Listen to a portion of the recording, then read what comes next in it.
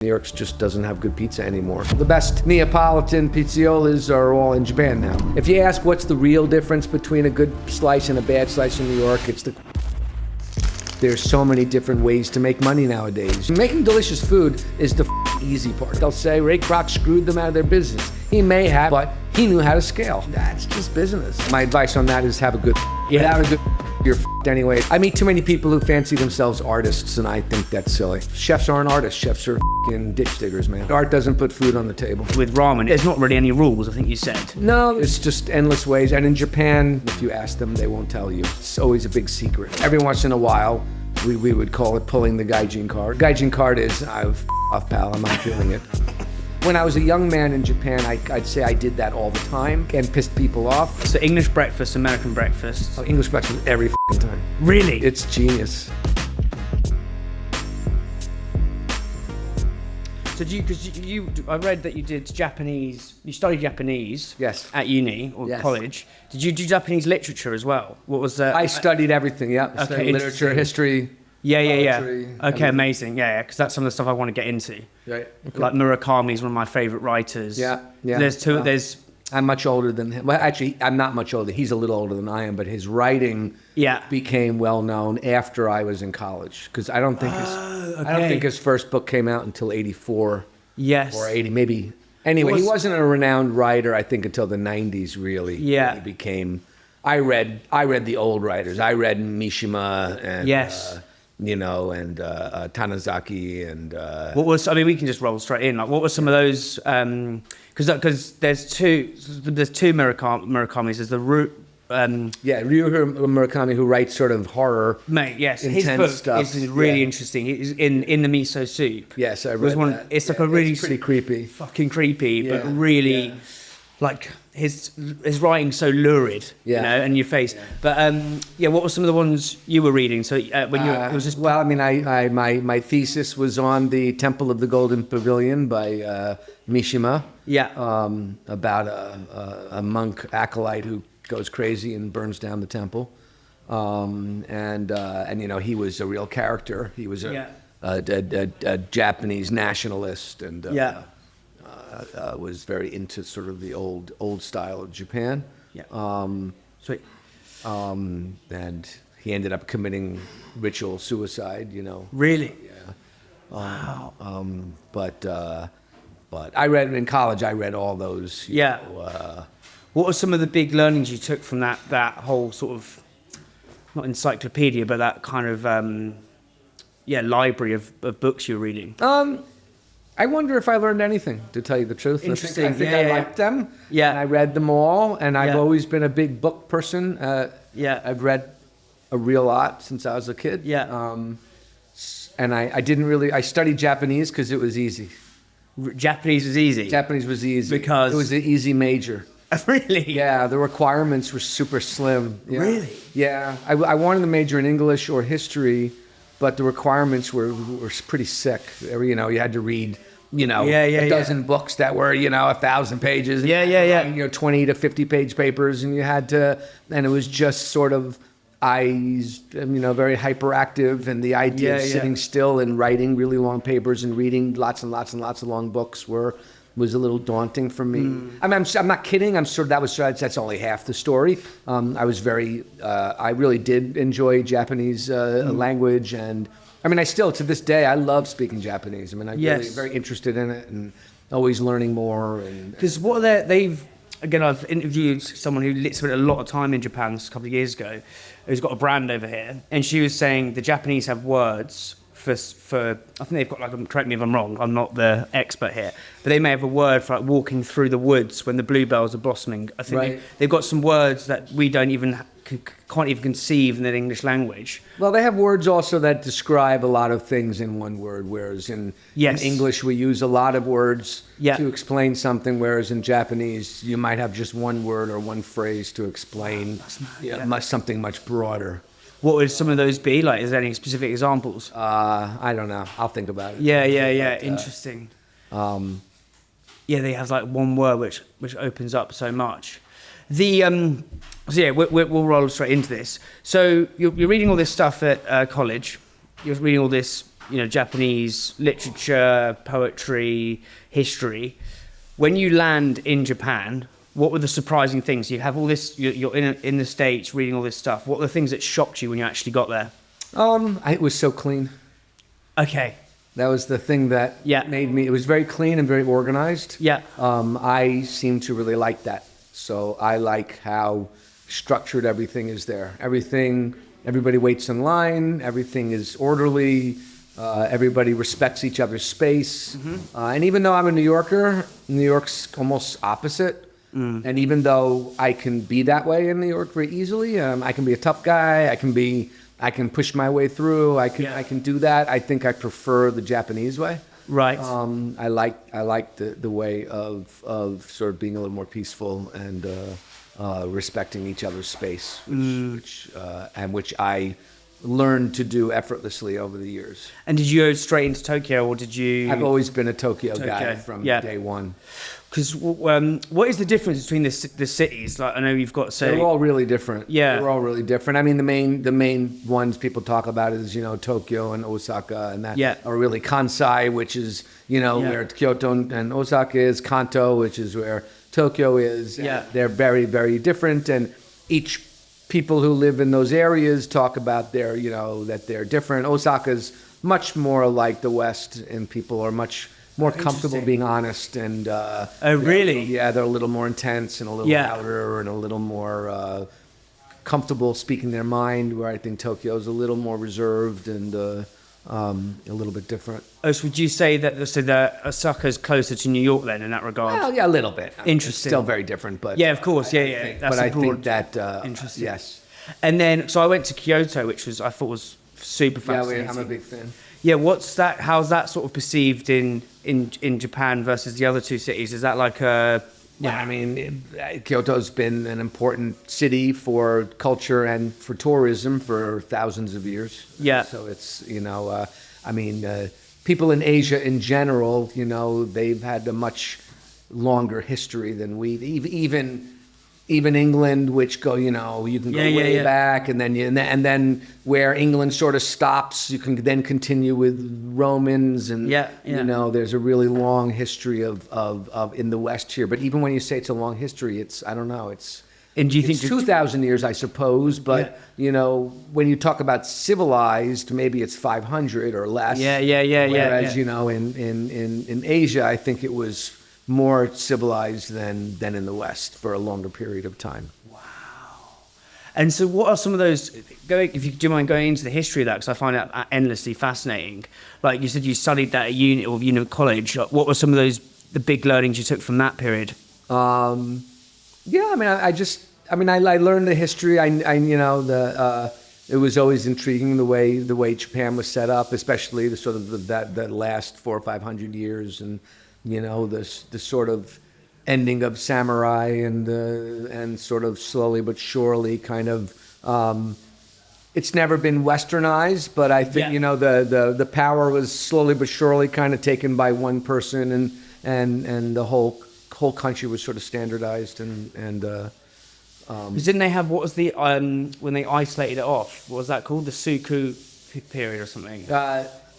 I'm gonna butcher this. When they closed. Yeah, what was the reason for doing that? Do you know? What do you mean? The West is poison. Yeah, but, I understand that. But like, what? So, but how did they actually enforce that? Was that through? I think probably because at that time there weren't that many Westerners able to come with big boats with cannons, right? I mean, yes, I think Japan was officially opened when enough Westerners came with enough big boats, with enough big guns. Yeah. And, when there was one boat or three boats, the Japanese were strong enough to say, we'll kill you all. But if there's 20 boats, then it's harder to do that. And I think, when you look at the history of the West taking over different indigenous cultures, it's because we had gunpowder and they didn't.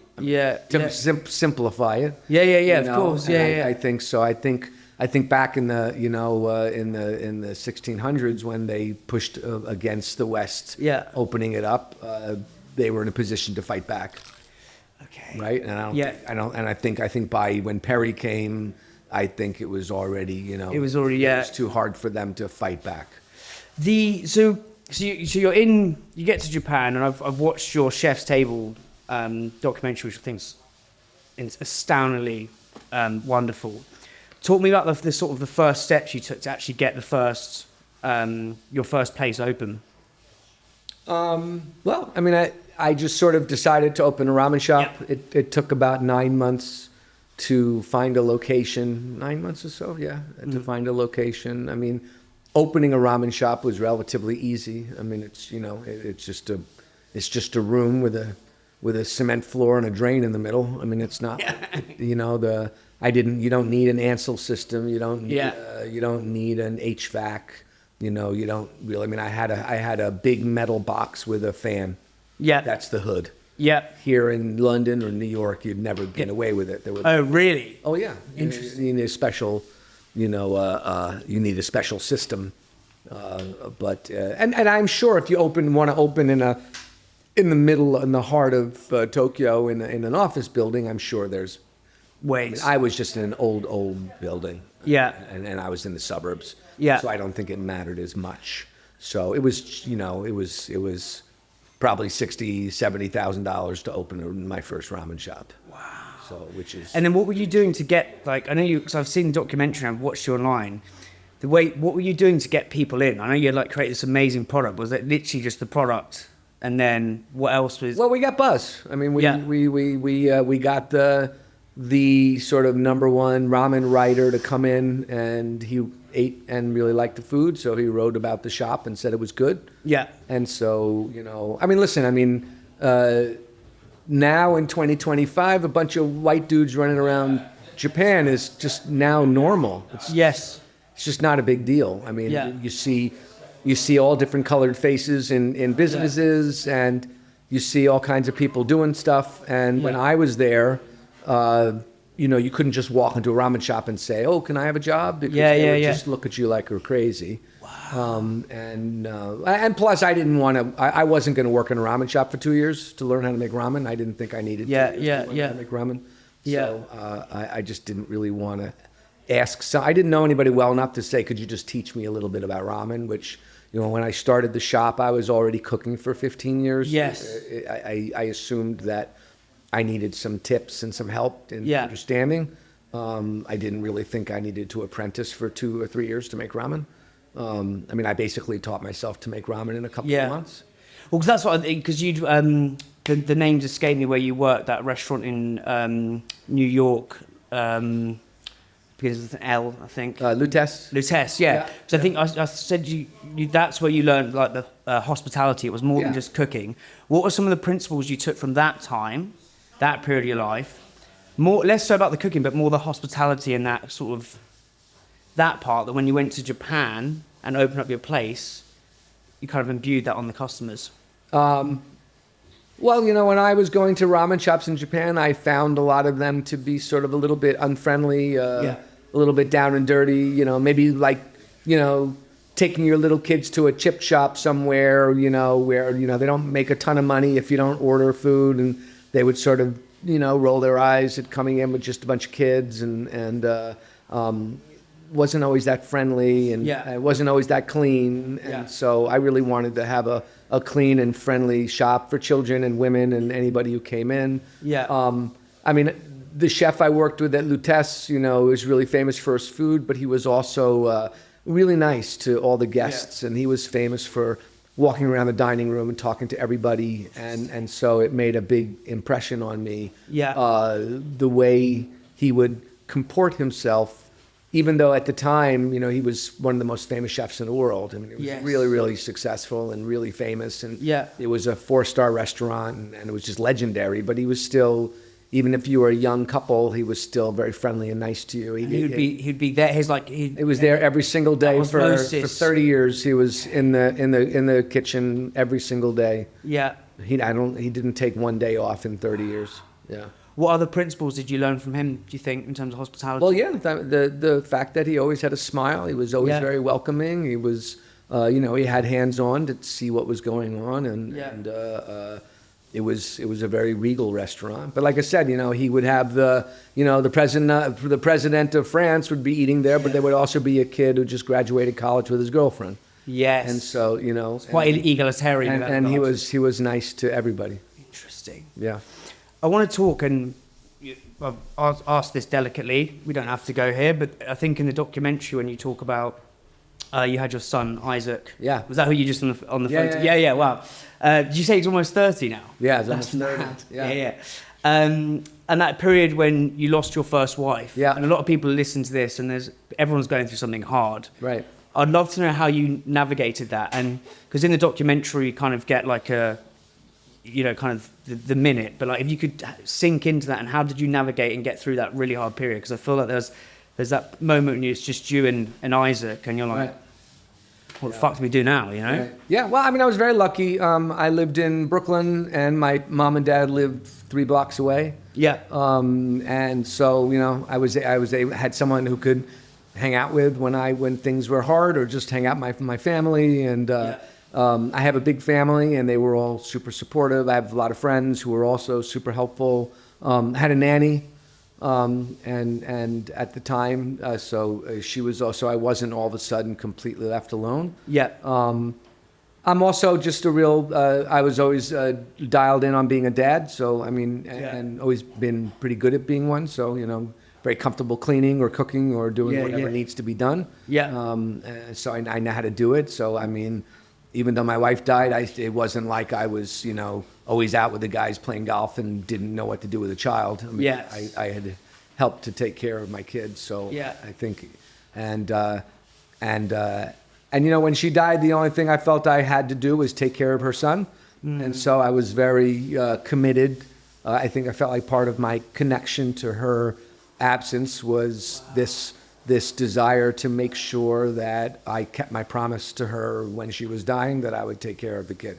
Yeah. So, to me, it was, we were very close and we got along great. But yeah, now he's 30. When he was, 2, it was hard. Yeah, of course. Yeah. And how would you sort of detail that to Isaac at the time when he's a 2-year-old saying, like, where's mummy? Like, how would you navigate that? He was too young to understand. So, okay. He grew up, he unfortunately doesn't have a great memory of her. Yeah. But we have lots of pictures and we've told lots of stories. So yeah, okay. Yeah. No, that's super. I appreciate you being open with that. Yeah. The one thing I wanted to ask you, and I loved it. I think is it the opening of the documentary when you say I've got a fuck you kind of attitude. How do you think that's vital in business? Why is that important? Well, people take advantage of you. So I think you have to be comfortable not getting pushed around and speaking up for yourself and getting what you need to get done. And but I've been that way with everything and everybody, Yes. Just in that once I know what I want to do, I kind of move and do it. And if someone sort of gets in my way, I'm I either push them out of the way or step around depending on the situation. What, have there been any examples of that? So many. Yeah, just any you can detail or no, it's just it's just sort of being honest with people when you have a problem with the landlord or with a vendor and they're not supporting you the way you think you should. Yes. Being comfortable telling them what you're not happy with and trying to move the needle. Because I've got a lot of friends who are opening opening restaurants, and that's one of the things they have. The landlord is they feel like they're just getting squeezed. Right. And well, my advice on that is have a good lease. Yeah. Without a good lease, you're fucked anyway. It doesn't matter because that's the whole thing you learn early on. Yeah. Contracts are made to be written well so that when you have problems, you're covered. If you sign a bad lease and you get squeezed, it's because you're an idiot and signed a bad lease. And I can't help you with that. I have a really good lease. Really? Yes. What makes up a good lease? Just the terms, what the rent is, what the taxes are, what you're responsible for. Yeah. But then also, unfortunately, being a business owner is really hard because even the best lease in the world, a landlord's not going to say, "Hey, man, I'll pay for everything. Don't worry about it." I mean, they're just not. It's you're leasing their property. You have to take care of it. If there's something breaks or is damaged, and that's your fault, then you have to take care of it, and you have to pay your taxes, and you have to pay your rent, and you have to can't be so noisy, and you can't spill ucky stuff in front of the restaurant or have really bad smells. I mean, it's just you're a member of the community and the neighborhood, so it's there's a difference between complaining and what's fair is fair. So I also think that a lot of times you get into business and then you realize I should have asked for this or I should have asked for that, and the more you do business, the more you make a good plan. I mean, I talk to people who just want to start a business without much of a plan, and you need a plan because plans help you think of all those questions you need to ask so that you don't just make an agreement or just sign something or whatever. You want to make a good deal so that you're not screwed later on. Because like I said, some people who complain, you're like, well, you're just a baby. And and you made a stupid deal, and now you're got sour grapes on. You got sometimes you got to be as responsible. And sometimes when we make mistakes here at Ivan Ramen, we just say, we really should have thought of that. And we keep notes. We have a whole file of things to revisit when we do our next business or talk to the next landlord so that you're ready to, because you got to remember. And then landlord say, no, I won't do that, and you can say, you know what, then I think I'm going to pass on this location, thank you so much, and you go to the next one. Or you say, you know what, I really love this location, I don't really want to pay for that, but let's pay for it anyway because this is great. But in business, now having all that stuff, so you're actually making decisions based on the obstacles you see you might have, and you just accept it because you really want to do something. That's also fine. I love the idea of having almost like a book of all the things that have gone wrong. Yeah. Because it helps you. I think wisdom is prevention. Well, the only dumb thing is to do the same mistake twice. Exactly, yeah. I think I need that. We've had that with some of our sort of sponsorship deals in the past, is I've sort of just given away too much. And as we go to renew them with this, it's like, I think I need to probably document that's where I fucked up. Yeah. Whereas I think it's so easy just to aimlessly go through things. And it doesn't mean you're stupid either. I mean, when you start a business, I mean, it's always good to have a mentor or to have someone who's successful at business who's advising you and helping you. And, a lot of companies have a board with people on it that know, so they can warn you or advise you what to look for and what to think about. But, it's a lot of money to not pay attention. Yes. So a lot of people will be listening to this, and they would love to have a restaurant of your success, a brand of your success.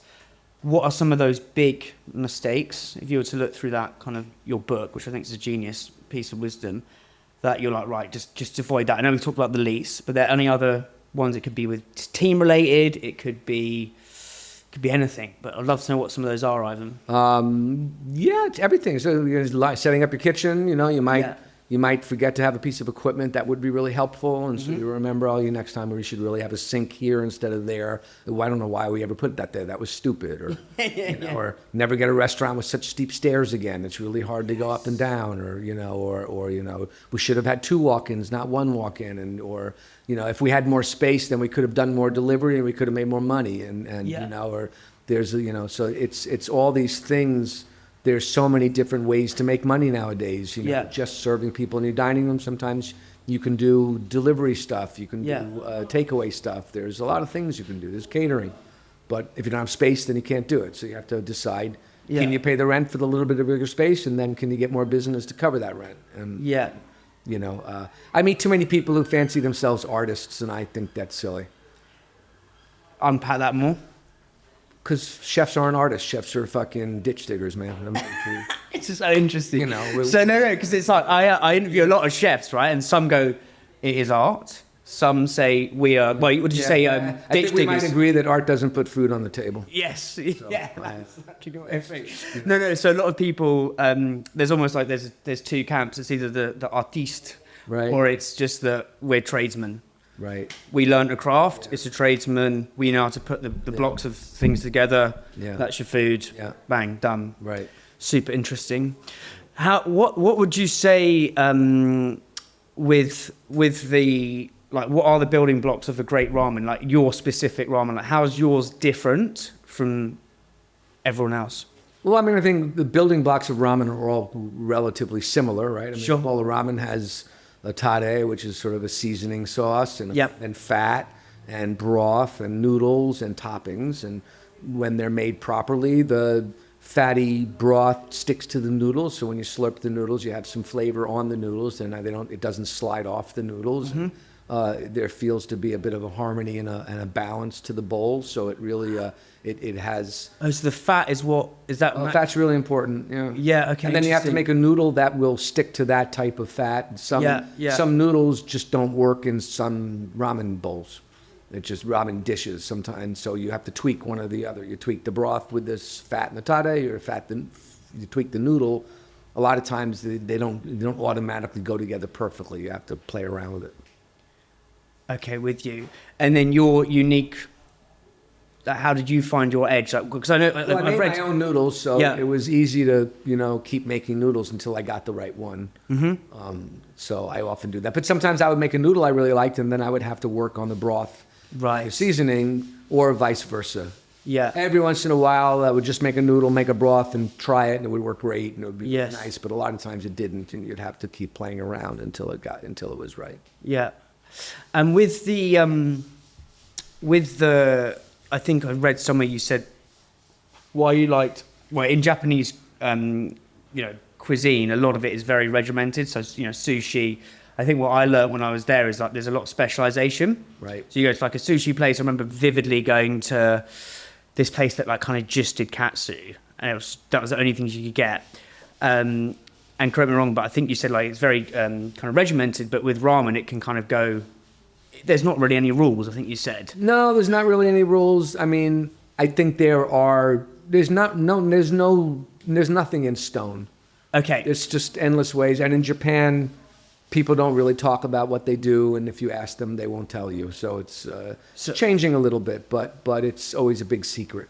Wait, sorry, say that again. So in the West, they share. So if you go to Quality Meat and you eat something and you say, that was so good, how'd you make it? They'll say, well, I poach it in butter, and then right at the end, I pour some olive oil on top, and I do this and I do that. And you go, oh, cool. But in Japan, a lot of times, if you ask, they'll just sort of look at you like, that's so rude. Why are you asking me that? That's a secret. Wow. I think it's changing a little bit. I think that the Western notion of pop-ups and collaboration has started to seep into Japan. And so I think people understand more and more that that's actually kind of fun. And I mean, to me, people would say they don't share, and I'd be like, but that's stupid, man. I could write 100,000 recipes. It doesn't matter.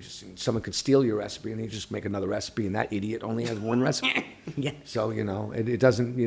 But that's I think that's more of a Western idea. Yeah. And I think that in Japan they don't share as much. Interesting. What are some of the other kind of not idiosyncrasies but from a Westerner looking into Japan? So that don't share. What other kind of nuances have you got about the culture that you picked up? I don't know. I mean, because I've never worked in a restaurant in Japan, so I don't know. Well, I mean, just not even in. I don't know. I mean, like I said, you're basically the quieter the better. Not being loud, not sticking out, not bothering people, not keeping a lower profile is helpful there. Yeah. People don't, if I talk in a very loud voice, which I want to do, my wife will always say, or my son too, they'll be like, Dad, you're screaming. I'm like, I'm not fucking screaming. I'm just talking. They're like, that's really loud. I was like, oh my God, okay, fine. Yeah. So, there's a notion of not really always keeping almost like a little bubble around you, and you can do whatever you want in your tiny little bubble, but you can't bother anybody outside of your bubble. Yeah. And so for a guy like me from New York who's used to sort of banging around, that was probably the hardest thing for me to dial back. And clearly I'm still not great at it. But I'm better at it. That's fascinating. And so then your second wife, what's her name? Is it Mari? Yeah. Did you say she's just? I think in the documentary she's just a stylist. Yep. Yeah, it was. Was. Yeah. Okay, yeah, that was a while ago. What I like? I think there's there's definitely a sort of a unique Japanese style, obviously. What she taught you about that? About Japanese style? Yeah, as a notion. I don't know, but I mean, she hasn't really taught me anything about style. I mean, she helped. I mean, she. What was she?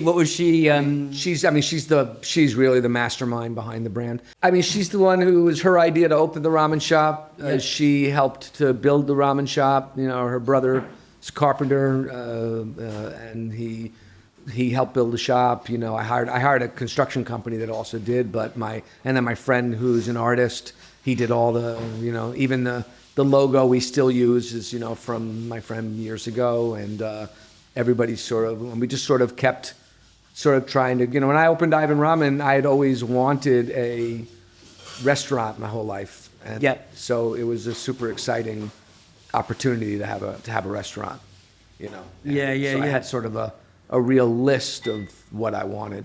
Yeah. And what was, you said she was so, like, she is the brand behind the scenes. Yeah. I know you talked about, like, the logo and stuff.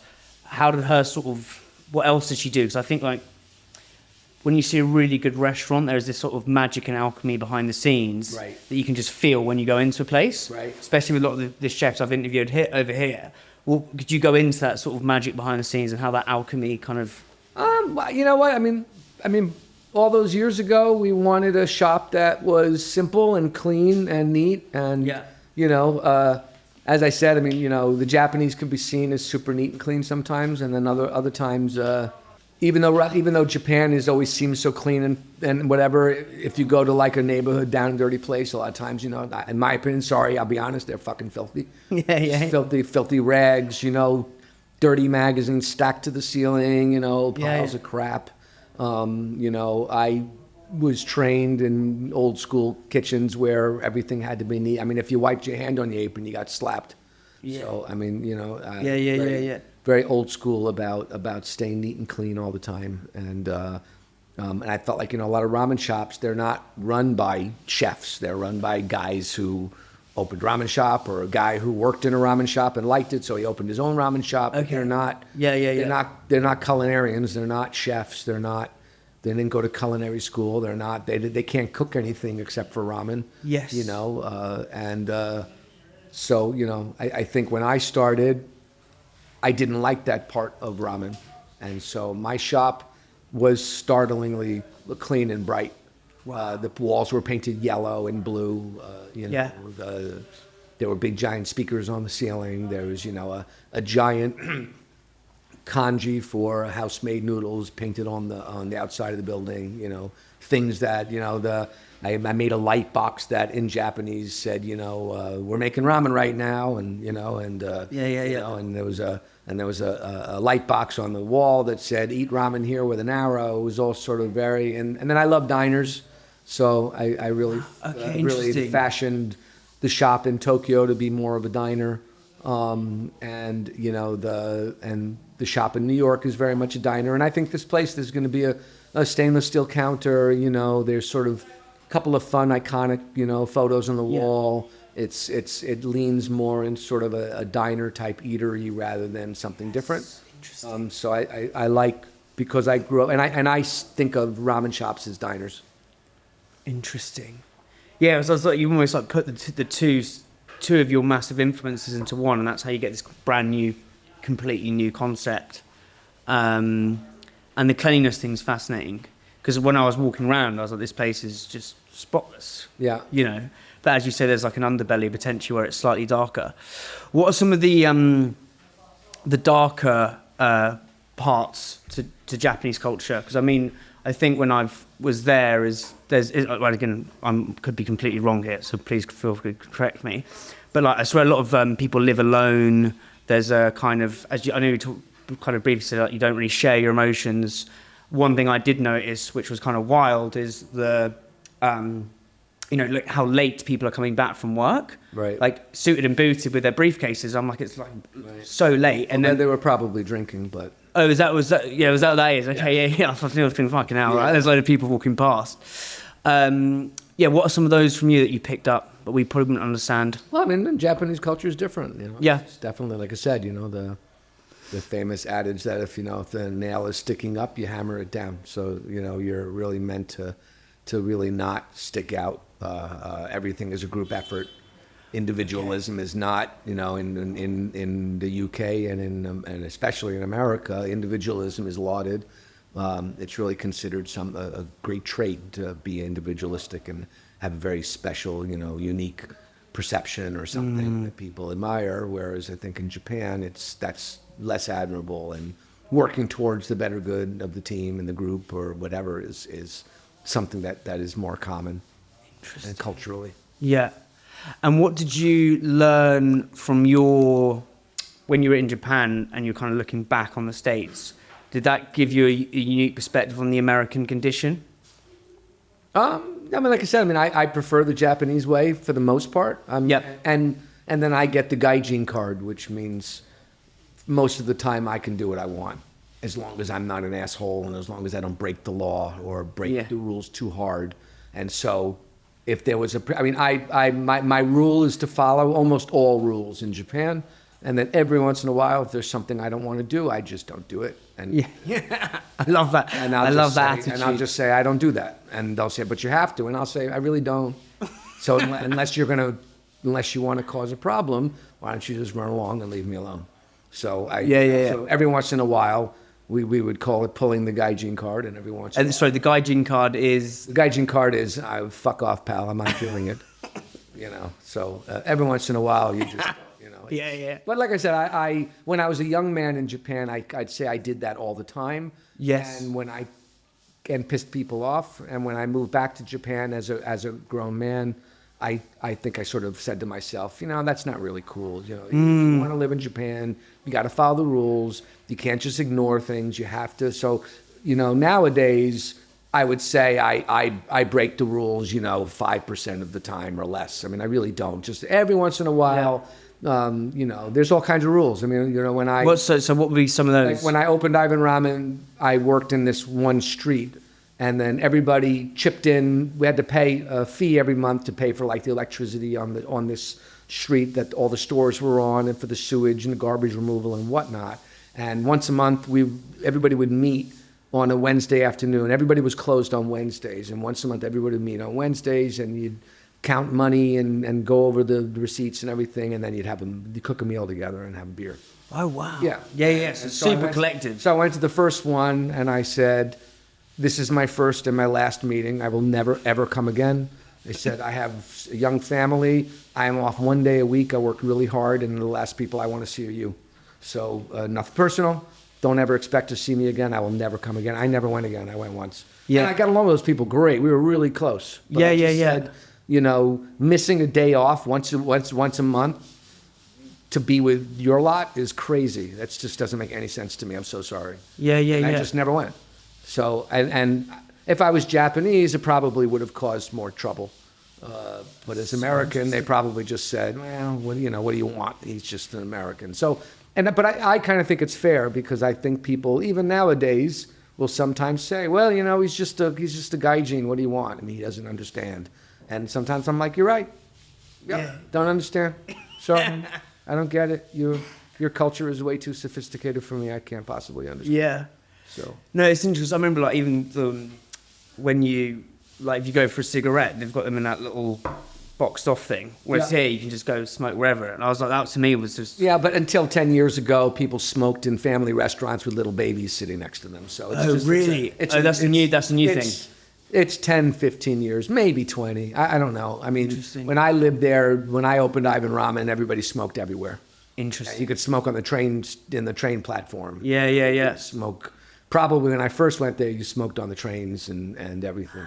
So it's, but same. The whole world. You're just young. Yeah. And when I was a kid, you go to the movie theater, you could smoke in the movie theater. Yeah. It's just.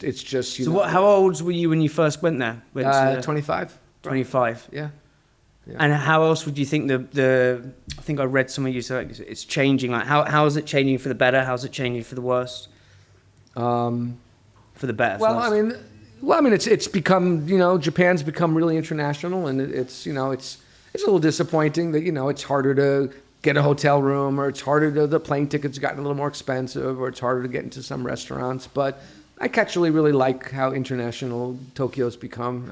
It's when I went there in 2003, it was still not, I mean, we used to talk about how Tokyo was just not an international city. I mean, nothing like London or New York. It was just, there was very few there were foreigners, but nothing like now. There was no good wine. There was no good cheese. There was no, there weren't there weren't good Italian and French restaurants. And now there's great, all of that. You could probably, the natural wine scene in Tokyo is as good as it is in Sydney.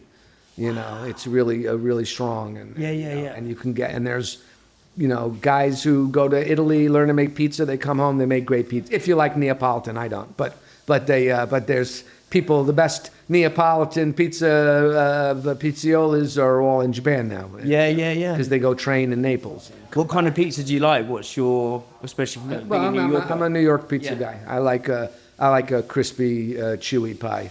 Have you had crisp pizza whilst you've been? I wanted to go, and I just realized it looked like, maybe sometime in a couple of years you can go. It doesn't look like it's a place you can just go to, and there's no reservations for a month or more. Oh, really? Even because they just literally opened the new pub there's nothing. It's booked out forever. So that's really. And it doesn't look like they said something about walk-ins, but I don't know. Anyway, I didn't bother. Maybe next time. I'll try it. I mean, I'm a big pizza nut. I mean, it's probably my favorite thing. Really? Yeah. What's some of your favorite places in New York? I love Finney. I love Scars, which is my partner in Vegas. They're our neighbors in Vegas.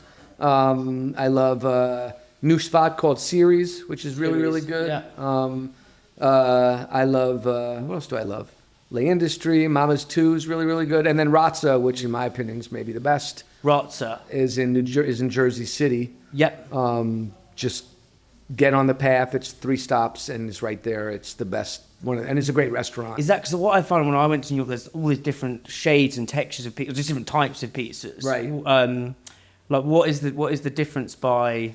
Well, because the shops I mentioned are all 48 to 72 hour doughs, right? They're all cold rise. They're all much more sophisticated, complex doughs. At a cheaper pizzeria in New York, there's sugar and olive oil in the dough. It's not as complex. I mean, I'm terribly spoiled. I can't just walk into a pizzeria and eat pizza anymore. I don't like it. I don't eat it. I'd love to know, what you think of crisp when you do eventually get it. It's super. There's this weird wonderfulness to it. Yeah. There's like the bubbly crust. It's insane. Right. No, I really want to. I actually did a little bit of a deep dive on all the new pizzerias in London. Yes. But I did it a little bit too late. I ended up doing it like on Sunday or something. Yeah. It just was, and it seems for whatever reason from this neighborhood, it seems like all of those pizzerias are a good, 40 minutes to an hour away. Yes. Like whatever's Alley Cat, and there's Alley Cat's is good. Yeah. It's weird. Like we're getting this new,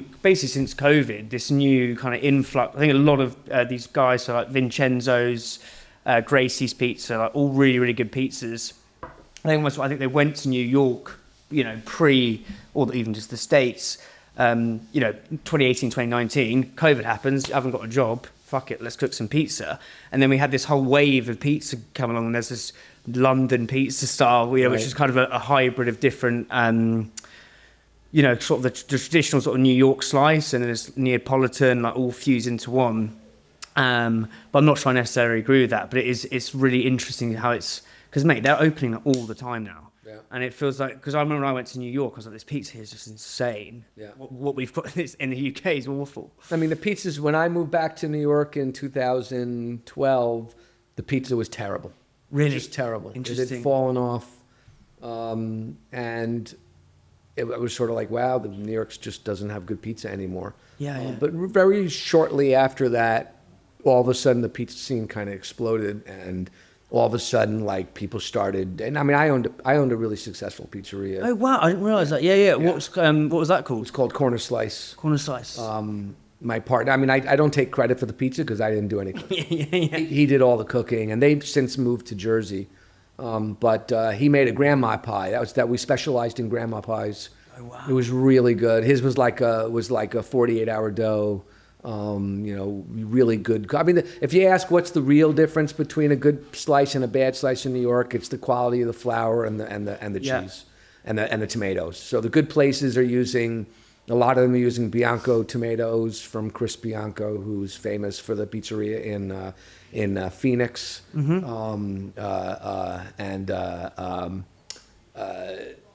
Or they're using San Marzano. They're using, and they're all on the more expensive side. They're all using really good cheese and they're using really good flour. When you go to a dollar slice, people say, "Yeah, a dollar slice is just as good." It's like, no, it's just. And my kids eat in the neighborhood, and I'm like, it's the dough stinks. It smells like cheap, nasty flour. The cheese is kind of gooey and weird and nasty. The tomatoes full of sugar. And it's just not good. And so, I mean, I'd rather just never eat pizza again than eat that. What was so special about you said the grandma pie? Was thin crust, thick crust? The grandma pie is a pie that you stretch out on a half sheet tray and you par bake. Okay. And then when you get an order, you dress it and finish it in the oven. And they're slices. It's something your grandma used to make. It was simple. She was a simple pie, but they're really, really delicious. Wow. Yeah, it was really good. Try that. Yeah. And then what's the ramen scene now? You said you came over, you opened your shop. How's that evolved over the last, 10, 15 years? Is it now more and more places are opening, more competition? Are the boats rising with the tide? Or are you... Where, in New York? In New York, yeah. Because I feel like ramen's, again, we're probably 4 or 5 years behind you. Right. With most food things, to be honest. And now you guys are opening here, what's going to happen to the UK? And I think looking at New York's a kind of a good signal to the future. Well, I mean, more than anything, I think, look, I mean, I am...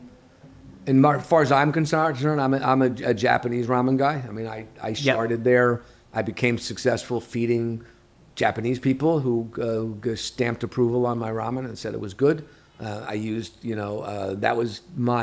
that's what I had to do, was make food for a Japanese customer. So I learned how to make food there using their ingredients. And so I've continued to use those ingredients I used when I lived in Japan. Yeah. And I think that's happening more and more. I think the whole world is happening, right? I mean, the more people travel, the more people eat, delicious food from different parts of the world, and then they come home and they want to make it. I mean, I don't really believe in the whole appropriation thing. I just think I guess if you steal something, I just think cooking is just fucking cooking. I just don't really understand it. I don't know. At the end of the day, you make food. Yeah. And I've always said to people, if you steal my recipe and then open a shop across the street, you call it Ivan Ramen, but spell it different, and you have a guy who looks just like me standing out front, maybe that's fucked up. But barring that, I don't know. I mean, so what? But it's not. I mean, you go, you taste good food, and to me, the beauty of cooking is sharing and learning and and making things that you like. I mean, when I sold my shop to my manager, and he said, "Can I keep the name Ivan Ramen?" And I said, "No, I'm sorry. I don't want you to run the shop with my name. I want to expand my business." Yeah. And he said, "Well, can I keep you cooking your food?" And I said, "Yes, of course you can." I said, "But I recommend against it." I said, "If you cook my recipes, they're just going to call you a poser, and no one's going to take you seriously. Oh, wow. And even if you make my ramen perfectly, no one's going to like it, because they're all going to say, that's Ivan's ramen." And I said, "Make your own food, keep the noodle recipe or tweak some things, but make it yours with your name, with your shop, and then people will really respect you, and they'll come." And he did. And that's interesting. And they do, and they come and they do. He does a delicious bowl of ramen, and people respect him. And so it's like, at the end of the day, I don't know. I don't really believe in stealing from people, because some operators really suck. And we all know that somebody has like a great restaurant and you love it there, and then one day you go and it's closed. And you're like, oh, it's such a drag. But it closed because probably they're not that good at business. I mean, it's possible that the landlord one day said, the rent's double, or it's possible that, but other than that, maybe their plan didn't take into account that the cost of their main item might double. Yeah. Or whatever. There's a lot of reasons. To me, the people that take a dish and will say, well, that guy invented it. It's like, yeah, but this guy knows how to run a business, and now he's got 50 of them, and he knows what he's doing. So why, good on him for knowing what he's doing. And he did a great job. And if you can't just because you have a great idea, or just because even McDonald's, right? They'll say Ray Kroc screwed them out of their business. He may have. He didn't sound like the most scrupulous guy, but he knew how to scale. And he figured out scaling. Those guys knew how to make a lot of burgers at once, but they didn't know how to scale. Yes. So making a lot of burgers at once is really cool, but if you don't know how to scale, you can't get angry that they didn't scale. And they never thought, he took the idea, but they weren't like getting ready to scale, and then he like fucked them over and burned the building down. Yeah. He just took the idea, bought it off of them for a low price, and then he scaled it.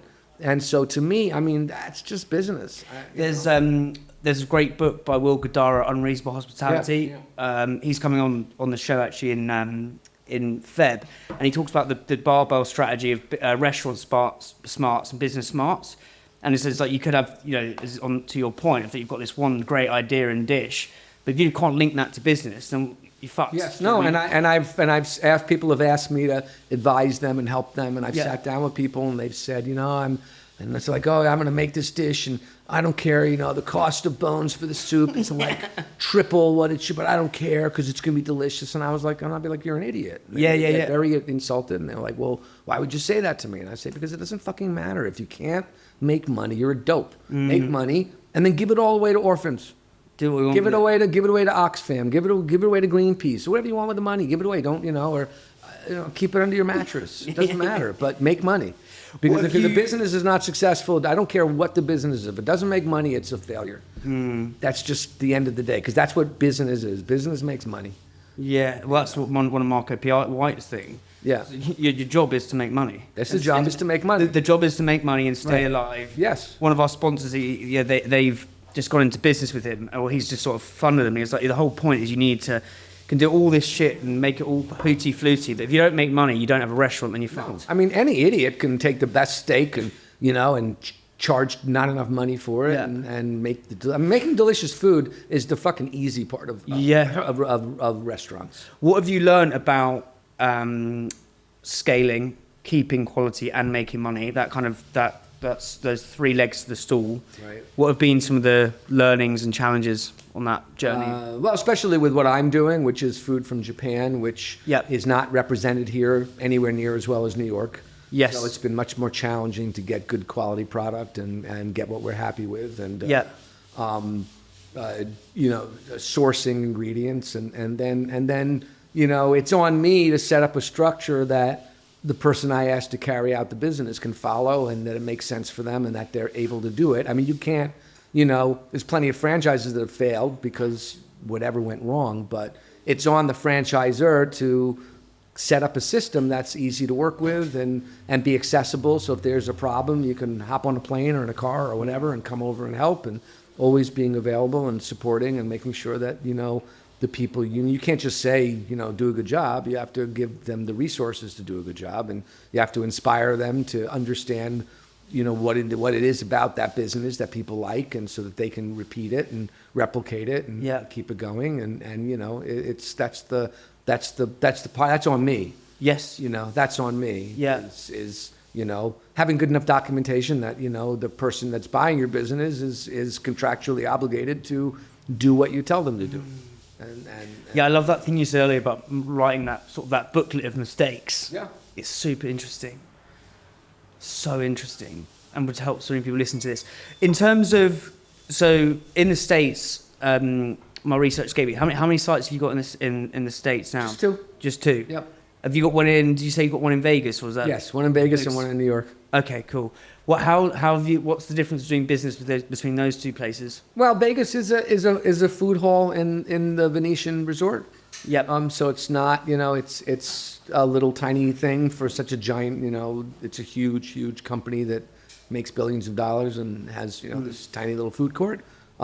It's an exciting, I think it's one of the better casinos on the Strip. So it's a really good one to be a part of. And they do a nice job. Our neighbors in our food hall are really nice, and I like them. And like I said, we have Scar's Pizza, we have Hal and Ray's fried chicken, we have Turkey and the Wolf from New Orleans, we have Alla Antica, from originally Florence, but it's become a pretty big company, and the Beats Taqueria from L.A. and everybody's, they're all good guys, and it's a fun group, and it's a unique thing for, otherwise they have, some giant restaurants as well, Yes. They have Thomas Keller restaurant, they have a new Coat Steakhouse, they have all kinds of big, giant, glamorous restaurants as well.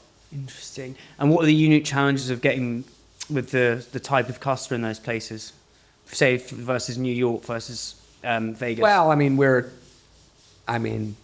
Ramen is a destination restaurant, so you mostly want to go there. We don't have great foot traffic. So if you want to eat Ivan Ramen, you say, let's go eat Ivan Ramen, you go to my neighborhood.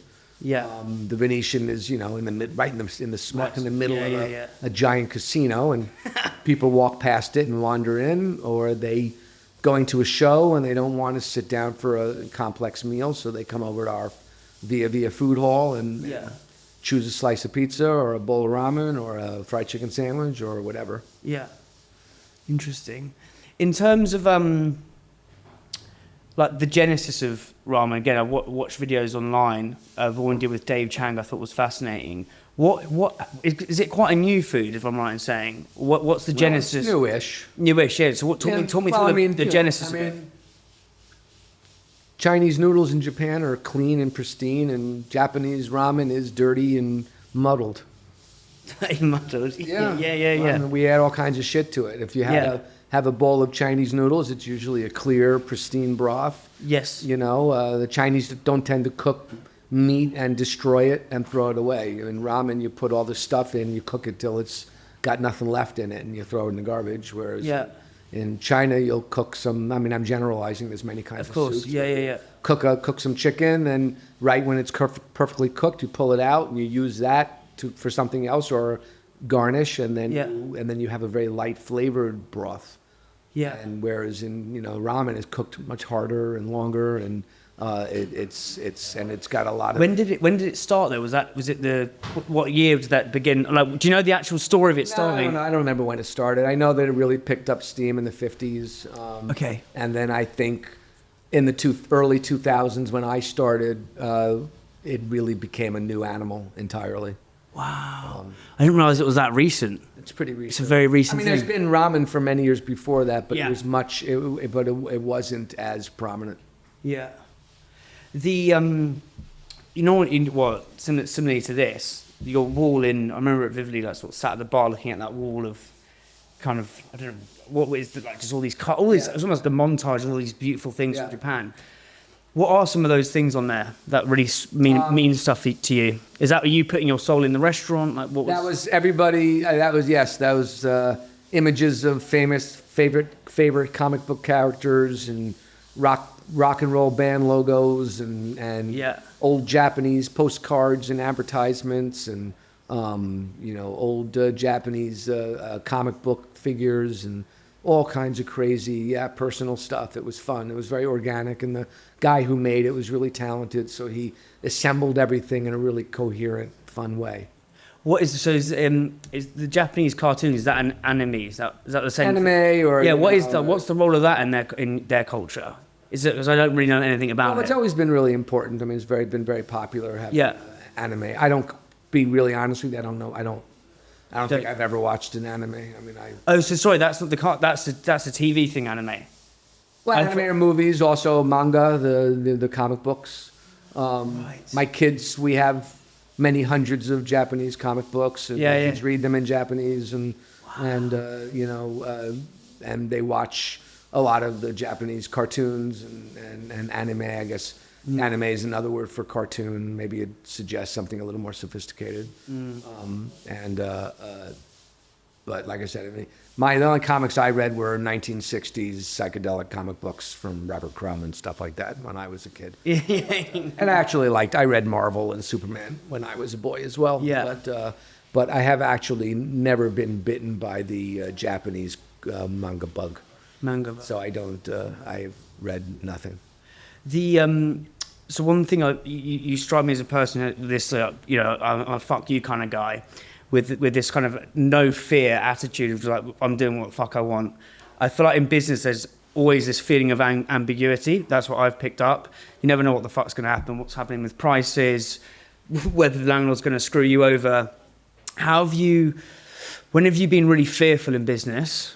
first question, and secondly, how have you dealt with that? Because I think that will help a lot of people, because in hospitality right now in the UK, it's this kind of malaise of fear is sort of spreading. Well, like I said, personally, I think you start with a good plan before you ever sign a lease. Sure. I really do. And I say that only because I meet just endless people who do that. They get this idea that they want something, and they just go in full steam ahead without a plan and without menus, without, just sort of, yeah. And I kind of feel like if you don't have a really, any business consultant will tell you that you need a business plan. Yeah. And the business plan make everything, finances and menus and concepts and artwork and The more flushed out you can get your concept and how you're going to do it laid out, the better chance you'll have of success.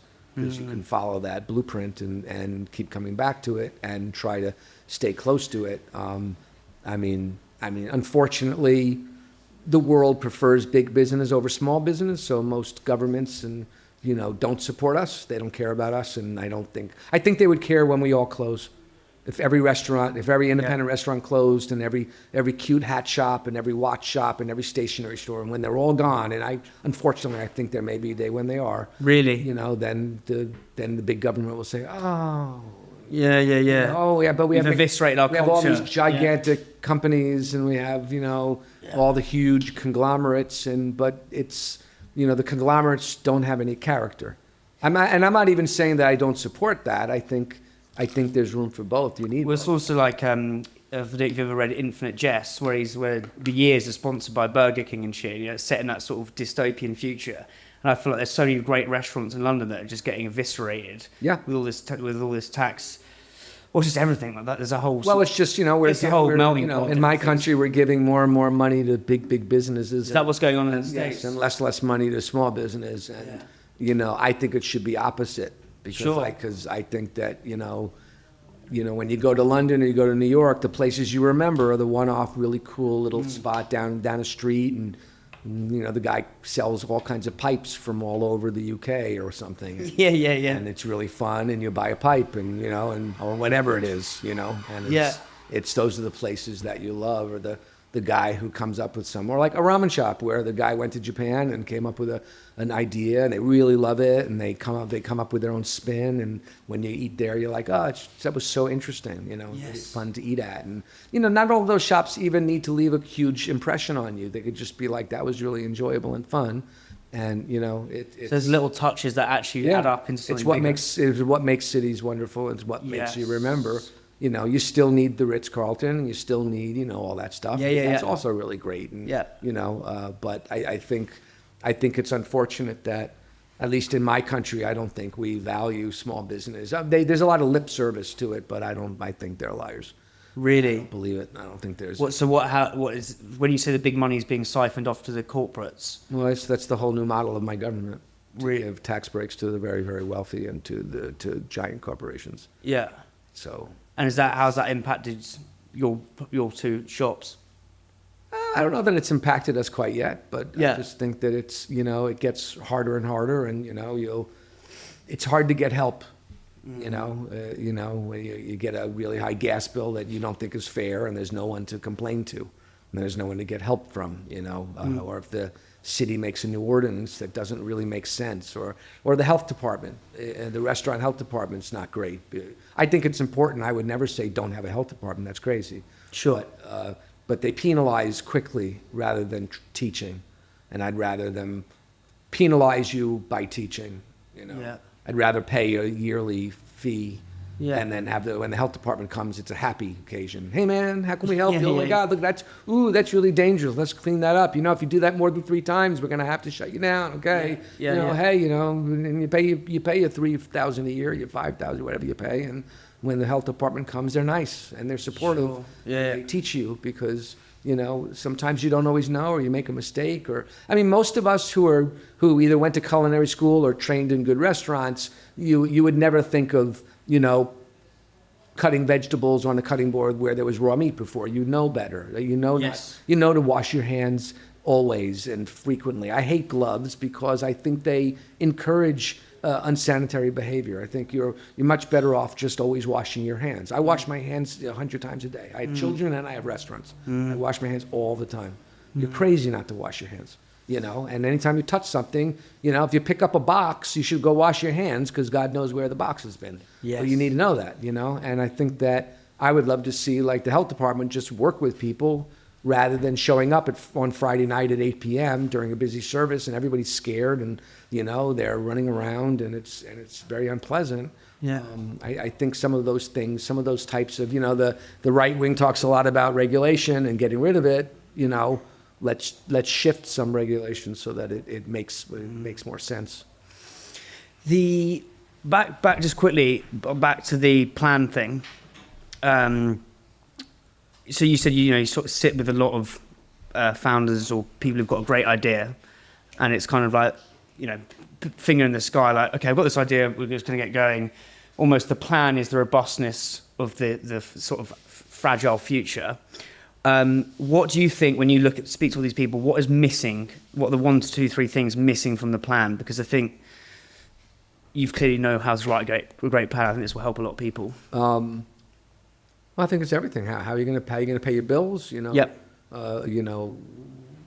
Sometimes you fall in love with a dish that's not practical. It's hard to get the ingredients, or the ingredients are too expensive, or or the amount of time it takes to make it. Can your staff make it? Do you have enough time to make it? How long does the guest have to wait? Thinking about what your concept is and if it's practical. Are there tons of those concepts, and are you just going to be another one like everybody else, and what's going to make you different, or should you choose something different that people will be interested? I mean, Ivan Ramen, to be really honest with you, was a white guy in Japan making ramen. That's my concept.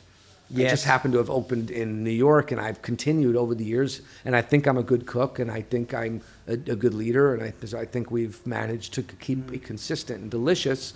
By virtue of the fact that I opened Japan, I think I was forced to try really hard to make it taste, that terrible word, authentic, but let's just say something. I don't like the word authentic, but I might say taste like something a Japanese person would recognize as ramen.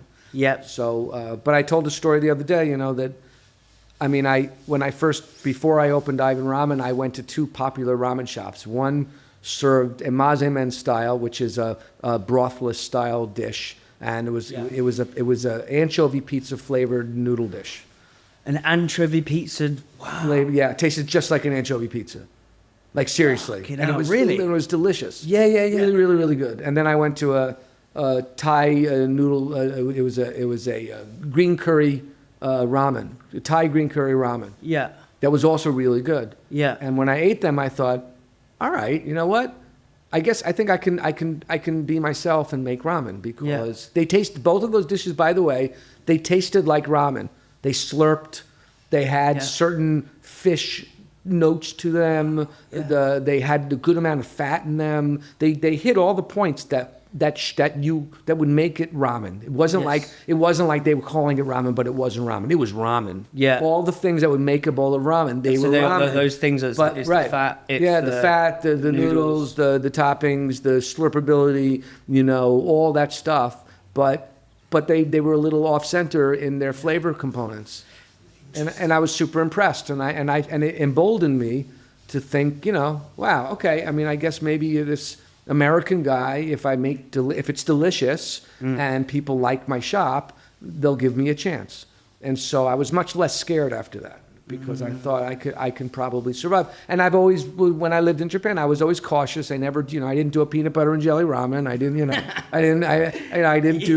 didn't do. Trust me, cooks think of wacky things sometimes. Yeah. I was always sort of, a little bit cautious about what I tried, but at the same time, I realized that I could probably be creative to a certain extent, and I have. Right, I put roasted tomatoes in there. I put whole grain flours in my noodles. I did a lot of things that originally people said was stupid. Yes. And I did it anyway, and people liked it, and it became sort of iconic. And now everybody does it. And it's something that, but I think that, when you think about that, how are you going to be successful? That's some of those sort of being willing to push through. Aren't you guys doing, when now you're launching in London, aren't you guys doing an East End noodle dish? If I read that, No, Nope. We the only thing that's potentially a little bit London-esque is the salt beef bao. Sorry, that was it. Yeah. Salt beef bao. Yeah. And it really was less about me. Like I said, I generally speaking, do not love the idea of cooking for anybody but myself. So I don't make things for, oh, how did you make the ramen when you moved to New York? How did you change it so people would like it? I didn't. I didn't change anything. Did it for yourself. I did it for myself. Yeah. Same thing for London. But we do a pastrami bun in New York, and getting pastrami here was a pain, and trying to figure out how to make pastrami here was a bit of a pain. And I said, you know what? Why don't we try a salt beef? People really love it. They recognize it. They enjoy it. Did you go to the bagel shops? Funny enough, I found it for the first time 3 days ago. I'd been in the neighborhood a lot, but I'd never walked past it. Oh, wow. And when I walked past it, I just had lunch and I was full, so I did not have it. But I had a salt beef sandwich on rye with mustard at Harrod's Cafe in the basement. Yes. Slightly different experience. I was a little skeptical because it was sort of a department store cafe. Yep. But we were really hungry, and my wife was super cranky, and I didn't fight. I had like literally 15 minutes to feed her before all hell was going to break loose. Yeah. And so I said, let's just go. Yeah. And I ordered this salt beef sandwich, and I was a little sort of like, whatever. It's probably going to suck, and it was really good. Like, really, it was as good as any sandwich I've ever had in New York. Like, it was the bread was really. Well, this is in Harrods. Yeah, and the bread was like a really fresh, delicious, aromatic rye bread. It was lovely. It was the perfect mustard. The meat was really tender and moist. And I tucked into that sandwich, and I really enjoyed it. And I was like, man, this is good, like really good. Like, I really enjoyed it a lot. Yeah. And I'm a New Yorker, so I mean, anytime I eat a good sandwich, I mean, we New Yorkers, if we're going to be snotty about something, it's probably sandwiches and pizza. Yes. And with good reason to a certain extent, but it doesn't mean that you can't go somewhere else and have just as good or better. And I have, Yeah. But I'm often disappointed in sandwiches outside of New York because I just don't. What are the best sandwiches in New York for you, do you think? Because where we were staying is at Mr. Purple, which is by Cat's Deli, and then your other place. I don't know if you know. I don't know what the street was. That's when I came in 2019, and I remember eating that, thinking, "Fuck me, this was different." Well, the Katz's sandwich is really, really good. Yeah. All their sandwiches is good. Right near there's Regina's, which makes a really good Italian combo. Yeah. Italian combos are very good sandwiches in New York. They're Italian combos. So what's that? Italian combos? Usually 3 or 4 kinds of capicola. Meats. Different sliced Italian meats. Provolone on an Italian bread. And there's a couple of different shops that are famous, but those are really, really good. Yeah. A couple of pizzerias make really good sandwiches. The Mama's 2 makes it just an insane chicken parmesan with the burrata and pesto and tomato sauce, and that, like, it's a little expensive, to be honest with you, but boy, I mean, I just crushed it. It was so good. Yeah. So there's a lot of really good sandwich places in New York. What? S&P Lunch. S&P Lunch is great. Really? And that's not an overstuffed sandwich. That's more. It's a 100-year-old sandwich counter on Fifth Avenue and 23rd Street, and it was open forever and ever and ever. And then looked like it was going to close. And these guys. Who have sandwich shops all around. They took it over, but they maintained everything about it, even with the holes in the vinyl seat still. And oh, wow. So it's a smaller sandwich, but cheaper. Wait, so when you say smaller, as in what sort of bread? It's not overstuffed. I just mean it's not, if you go to Katz's Deli, you can barely hold the sandwich. Sure, okay. At S&P Lunch, they're just it's easier vehicle. It's a nice size sandwich. It's not tiny, but it's not like this ridiculous thing the size of your head. And what would you go for there? What fillings can you get there? Same sort of stuff. They do. Well, they do a roast. They do a pastrami sandwich. They do a tuna melt. They do just really simple, old school sandwiches. But it's got tons of atmosphere. And if you're in that neighborhood, it's a really fun place to sit and have that and have some French fries or a celery soda. Yeah, Never had one. The celery soda. Oh, it's the best thing in the world. It's a very New York thing. Yeah, it's celery. It's called Dr. Brown celery soda. Well, it's not so celery, yeah. But it's just basically it's sort of like a celery tonic. Wow. It's fucking the best soda That sounds ever. amazing. It's very, very good. Yeah. That was my. I don't drink soda. I gave up soda many years ago. Yeah. But that's if I go to a deli, I generally have a celery. There's a drink. I don't know when you go. Well, you go back tomorrow. But next time you're over, there's a drinks brand called Bativo over here, which is it sounds repugnant, but it's fucking amazing. You have it with orange. It's like this. It's alcohol free, but it's almost like apple cider vinegar. But a little bit of it, and it just adds to any soda, and you're just like, wow, it's this whole sort of magical flavour. It goes well with everything. It's probably quite similar. What do you think of what surprised you about the London food scene? When you've gone to the Harrods food hall, I had a chef on. This wasn't even the food hall. The food hall was too chaotic. Was it in the basement? This is in the basement. There's this kind of reputation with the food. They're not the food in Harrods as being just overpriced. So it's really interesting when you said that sarnie was top 10. It was really good, and Yeah. I don't remember what it was. I don't think it was crazy expensive, but the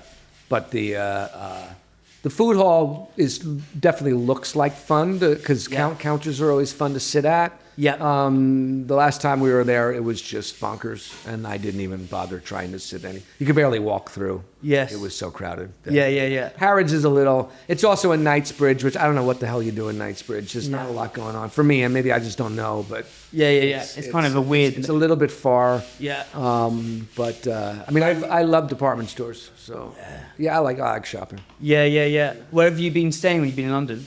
Right, 5 minutes from here. Yeah. You got some of your places. A few more things. We went to Scotty's Snack Bar for lunch. Yeah. You were saying, what did you have? You had I just had the escallop sandwich. We split it with my wife, and we had a cuppa, and we had a cuppa. A cuppa, yeah. What did you do? Did you like the cuppa? Oh, I do love. You know what? It's funny. I've had some really expensive black tea, and I have to tell you, PG Tips taste the best every single fucking time. And every Brit I know says, I talk about the fancy tea, they go, PG Tips, it's the best. So, and it is. Yeah. It's got that flavor. I also drink a lot of Chinese tea, and I like Chinese and Japanese tea as well, but it's a different thing. Yeah. But I find British black tea to be very comforting. But so it's like a hug. The other day we bought, we bought some Taylor's. What did my wife bring? English breakfast, and I think it just went right in the garbage. It was in one cup. It just had no flavor. It said rich and malty on the outside. Yeah, I think it's the more snooty the tea here, the worse it is. Yeah. It's like, just don't fuck with something that's working. Yeah, no, the PG Tips is just, it has this really deep flavor that's just so good. And the Taylor of Hargott's, their regular black tea is pretty good too. Yeah. But I would say if I had to choose, I would probably choose the PG Tips most of the time. Have you been to Black Bear Burger up there? No. Oh, my mate owns a restaurant, so I think it's one of the best, been voted one of the best burgers in London. Kind of different. It does like a miso burger. Right. But his whole thing, again, point of difference is we'll get you in with the burger, but we'll keep you with the sides. So their sides are kind of, they do, what's it like? Burger. It sounds disgusting, but it's fucking delicious. Like a burger spring roll when it's cut in half with the cheese and like the beef brisket, and then you have these different sauces. Right. That's insane round here. So there's just so much good food in this little area. I want to just wrap up on a few things, some like sort of personal questions. So I love reading, and I know we sort of briefly touched upon it at the beginning, mate, about sort of Japanese literature. What are some of your favourite books that really sort of? Really believe some books can just completely open up the way you view the world. What are some of those for you? What do I do? I've read a couple of Japanese authors lately. I just read The Housekeeper and the Professor, about an old professor who only has a memory for like 59 minutes or something. And, oh, wow. And the housekeeper who forms a friendship with him. That was a really, really nice book. I just read Murakami's newest book, which I really liked, which I can't for the life of me remember the name. But it was also really, really good. Have you read his What I Think About When I Think About Running? You know what? I think that's a really interesting. Maybe we can explore this. Is like that book's as much as sort of a meditation about it's not even about running. I thought it was going to be about running. It's not about that at all. If you were to do like a book on like what I think about when I think about ramen, and this could be tenuous and nebulous, so fuck it off if you want to. What does that teach you? Well, I mean, I think anybody who works at something, whether you're a lawyer or a doctor or a cook or whatever, right? You go into your world where you take all your knowledge and try to create something good. And you know, when I opened Ivan Ramen all the way back in the beginning, I remember sort of having all my mentors kind of around my shoulder, you know, commenting and reminding me, and you know, how to work hard, work clean, you know. Yes. You know, don't cut corners, you know, and so to me it'd be like, you know, some people would say, you know, I had one guy say to me in an interview, you know, what happened to you? You know, you worked at Lutece and now you're making noodles. How sad. You worked at the where? Sorry. Well, he said, you know, you worked at Lutece and now you're making ramen. That's so sad. Like, what happened to you? I mean, he was a dick. Yeah, dickhead. And I told him so. But what I did tell him was, you know, there are a lot of there are a lot of like really fancy French restaurants that are just garbage, and everybody, you know, they get 3 Michelin stars. They're supposed to be amazing, and I won't name them, but I mean, I've been to ones in Paris that everybody falls over them, and then you go, and the service is rude, and they push really expensive dishes on you, and they're not, and the food's fine, but it's not dreamy food, and it's just sort of like, you know, my point is that, and that you just don't want to eat. You know, there's some days you'd say, I'm going to take you to, you know, I'll take you to Alain Ducasse, man, I'm paying. And I might just say, you know, man, I'm so sorry. I just cannot eat that right now. I don't. I'm just going to have yogurt and then some of this really good granola I bought. And I probably enjoy it just as much as I would have enjoyed the fancy restaurant. Nothing on Alain Ducasse. He's a genius. And I like his restaurants. But, I mean, you don't want to eat at Alain Ducasse restaurant every single day. The same way he probably doesn't want to eat at his restaurant every day. Sometimes he just wants to have something simple. And so there's room for everybody. Yeah. You know, it's great to have. I mean, what did my dad used to say? That's what makes horse races. You know. We'll say that again. That's what makes horse races. Yeah. Interesting. Have you've touched upon mentors a few times in our conversation, Ivan? Like, who has been some of your big mentors, and what have they taught you? When I say a mentor, I don't know if they're really a mentor. I mean, I have my pal Bill Pete, who's the chef at Tavern on the Green in New York. Yep. But he was the sous chef at Lutece for 15 years.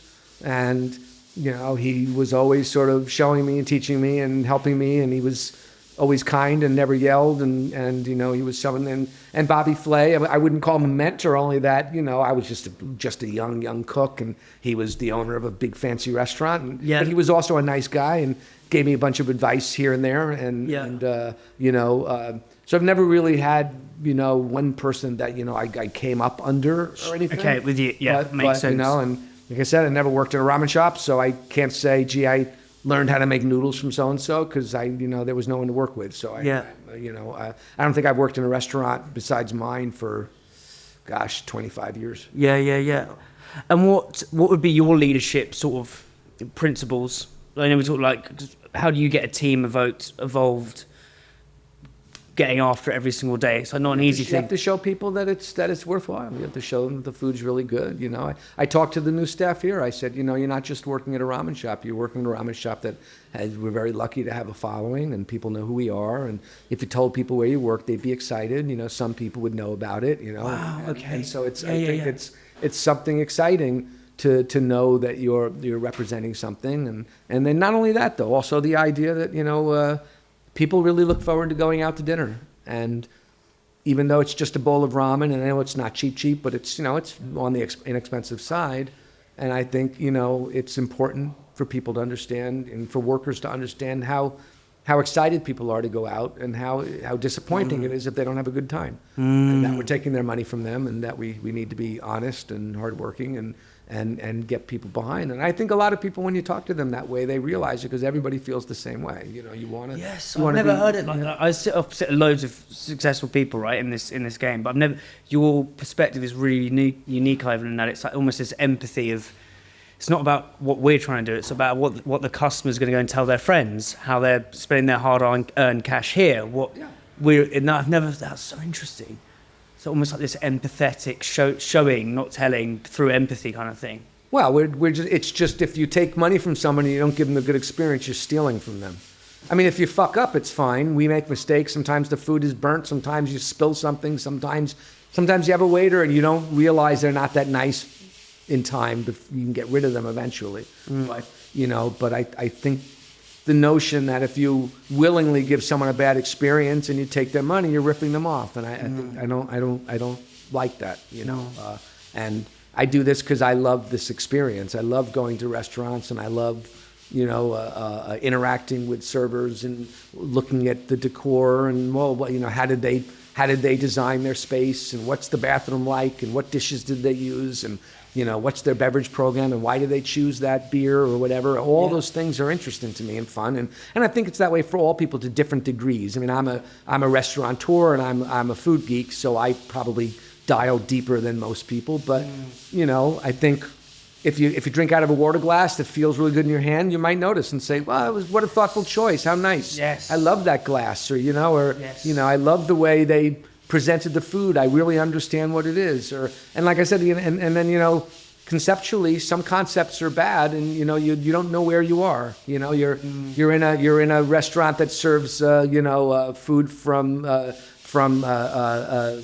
coldest part of Russia, but they have surfboards on the wall because the owner loves surfboards. And so the guests are just all super confused. But you've been to a place like that where you're like, I do not understand it. The decor doesn't match the food, and I don't know why they did it. And maybe you're a food guy, so you can actually realize why you're uncomfortable. But most people don't even know why they're uncomfortable. They just don't want to come back because they feel bad in the restaurant. Did you manage to go to the Devonshire while you were here? I a couple trips ago. Yeah. So Osh has been on the pod, the owner of that, a couple of times, 3 times actually. And his whole principle is removing silent irritants.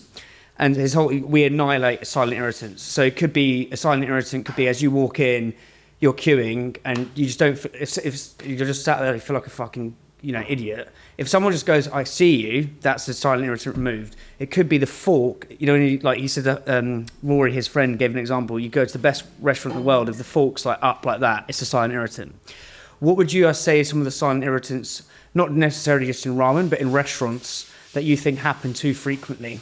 Well, certainly that. I mean, I went to a very famous restaurant in London last year, and there were no less than 9 people working at the counter making food, servers bristling back and forth, and not one person made eye contact, not one person welcomed us, not one person said, "Just a moment, please." They said "dick all," while I stood there feeling like a complete idiot until 12 minutes went by, and then someone said, I think that's Ivan Orkin. And then all of a sudden, they whisked us to a table, and we had a glass of wine, and we got oysters, and we were like, what an asshole. I mean, it's bad, and I'd rather you just kicked us out. I mean, now you recognize me, and now you're nice after I know you're a jerk, Yeah, that's the word. That is the fucking, that's a loud irritant. Yeah. And I think that happens in restaurants a lot where, it's super awkward, or they just kind of let you know that they don't really want you there to take the soup. They just want you to come in and shut up, and, and it's sort of like, that's not why I go to a restaurant. You go to a restaurant to have someone make you smile.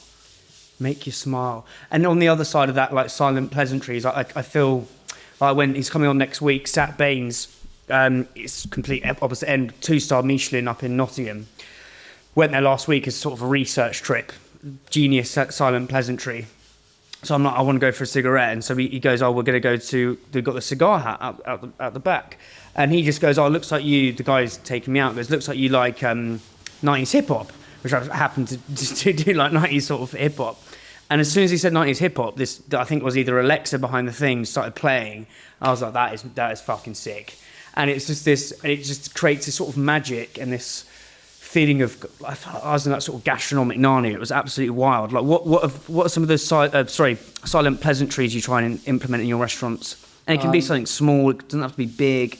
Yeah, like I said, it's acknowledging people when they're there. It's creating space for them to order, and some people don't really know much about ramen. I mean, ramen's still a hard thing to sell, because even though you might eat ramen once a week and you love it and you've been to Japan, there are still more people than not that have never eaten it, or maybe they've had a hard brick of instant ramen, but they've never actually been to a ramen shop. And so, we deal with a lot of education at Ivan Ramen and trying to help people to really know about it, and and you want people to feel good about it and excited, and not make them feel like they don't know something, and just help them know more, and guiding people. We don't upsell at Ivan Ramen. We don't. We want people to have what they want to have, and have them eat as much or as little. I don't love when I'm told how many dishes I need to fill me up. I don't know. That's so annoying. I'm a grown man. What are your thoughts on small plates as a concept?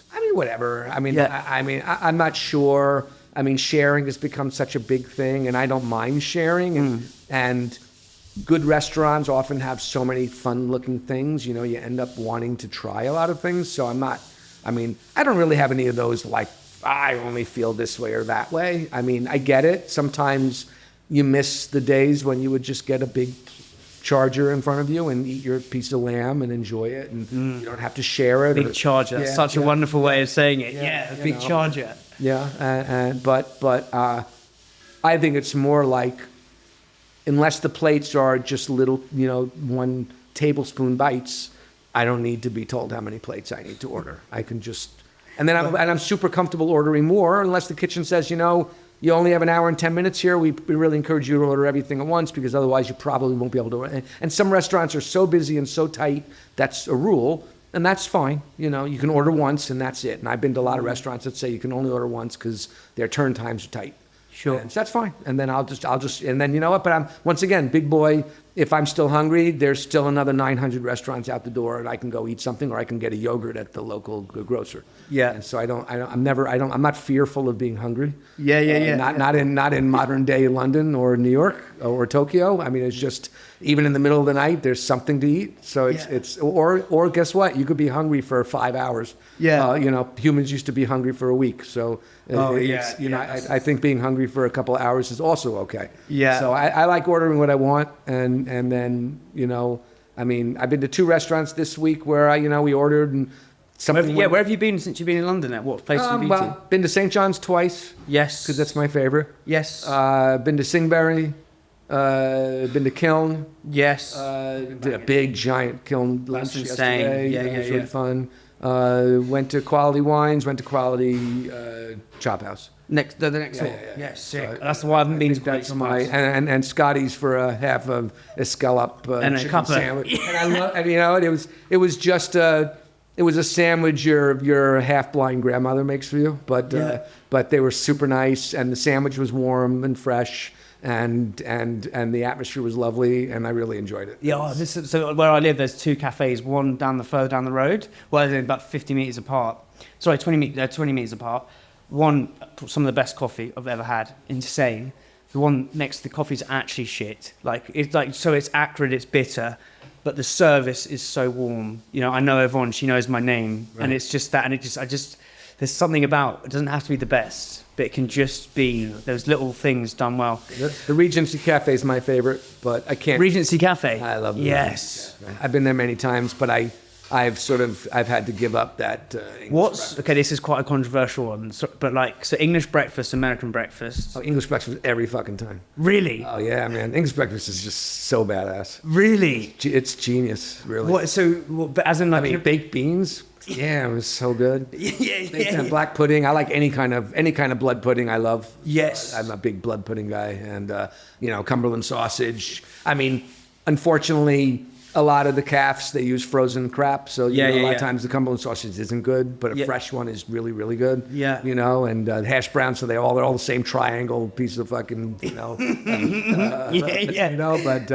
But the Regency Cafe, once again, the atmosphere in there, and the coffee's really hot and fresh, and I don't know, it's a joyous place to go. I like it. Like I said, I've sort of given up that just heart attack food for now, but it's cholesterol inducing, but it's also joy inducing. What is the American diner? How is that breakfast different? For me, as in, if you were to put a pie up next to a For me, I grew up in Long Island where diners are popular. Right. But for me, the real New York breakfast for me is a toasted bagel with cream cheese and smoked salmon and capers and chopped red onion. That's That's my real New York breakfast more than eggs and hash. I mean, probably my second would be a corned beef hash. Yes. Which is also very corned beef and potatoes chopped up and fried till it's crispy, gooey on the inside, crispy on the outside with two fried over easy eggs on top, and that's also really good. Not a huge pancake guy, but I'll have one every once in a while. Yeah.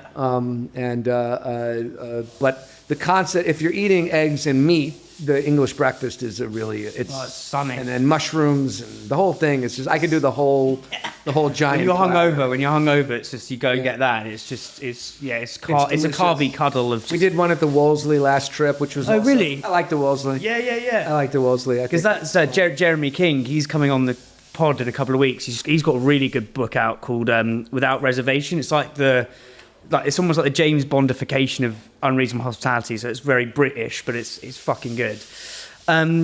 So for a few more things, I'm going over to New York in some early next year. Where do I need? What are the sort of best restaurants or place? Not even best restaurants, but places I need to go and eat at.